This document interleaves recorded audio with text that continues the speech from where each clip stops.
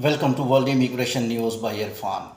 I will explain in this clip D1 and D8 visa of Portugal, which documents are required for employer and employee both, and how you can apply this visa from your home country, and employer, which documents employer will give and which documents employee will give, and how much time embassy will take, and what is the scenario of these two visas, D1 and D8 visa.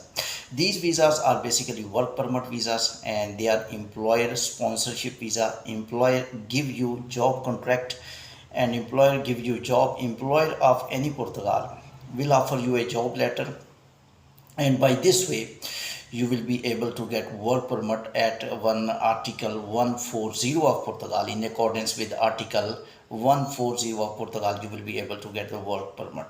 Which documents employer of Portugal will require? First of all, he will select any employee from any country, from Asian country, from any country of the world, and he will require three documents. Earlier, for work permit, the attestation from the Minister of Labour Portugal was necessary for employer.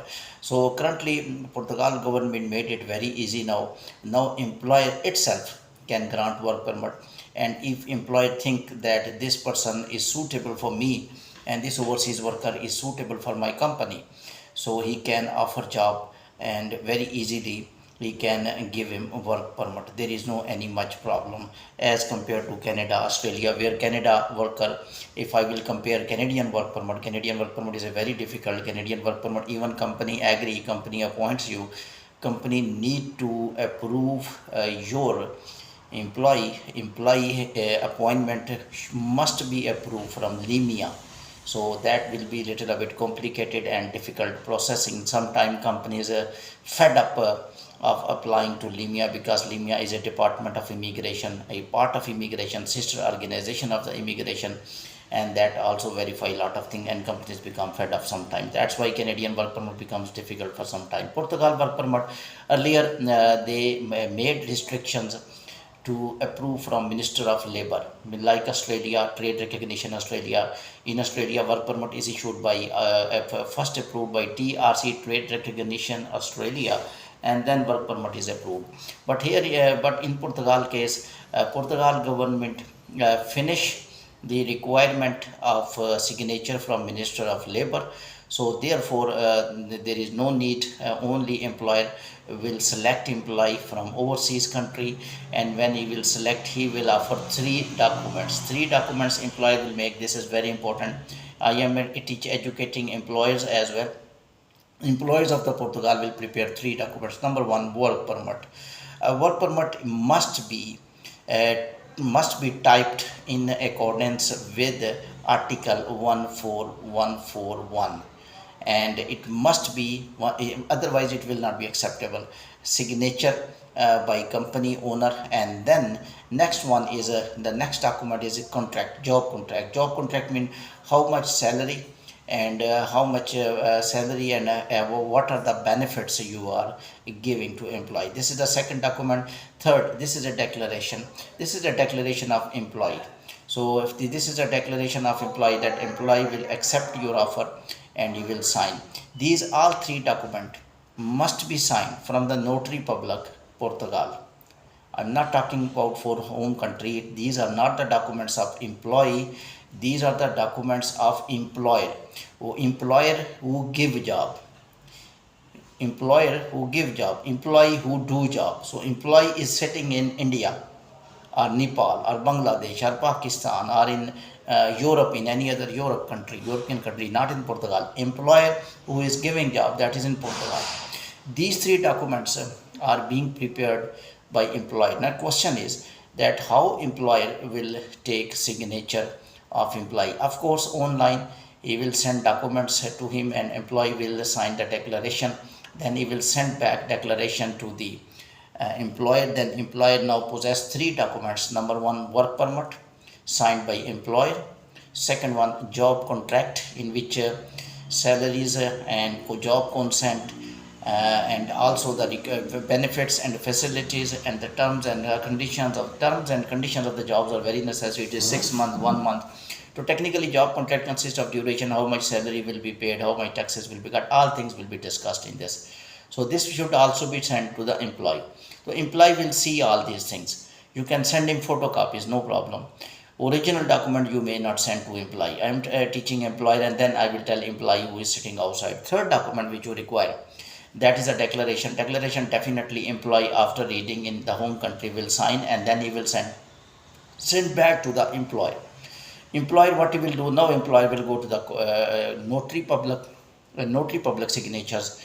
After the signatures of the notary public, now all three documents will be ready for visa in embassy. So these original documents will stay with the employer, and these hard copies, soft copies, photocopies or scanned copies will go to Portugal embassy in which that employee is living. For example, that is India. So these documents will go to the Indian embassy. Right now, these are the works of employer.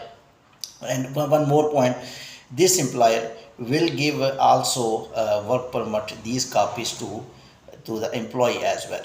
Now employee require which document? Embassy will take almost 120 days, 120 days for the processing. And there are two type of the visas, seasonal work visa and non-seasonal work visa.